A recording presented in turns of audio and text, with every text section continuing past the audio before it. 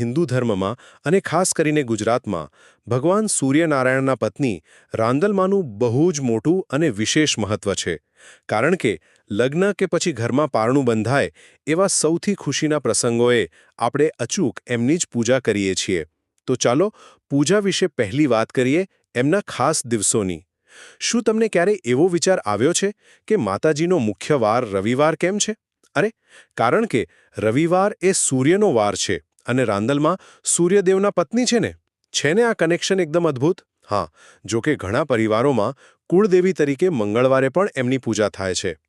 હવે બીજી અને સૌથી મહત્વની વાત છે લોટા તેડવાની પરંપરા.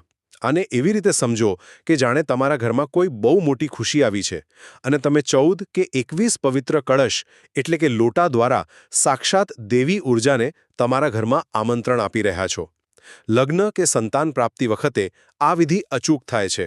અને અંતે પૂજાની પૂર્ણાહુતિ એટલે પ્રસાદ અને ગોળણી. માતાજીને ઘઉંના ફાડાની લાપસી અને સુખડીનો મીઠો ભોગ ધરાવાય છે. પણ સૌથી ખાસ વાત એ છે કે નાની બાળાઓને ગોળણી તરીકે જમાડીને આશીર્વાદ લેવાય છે.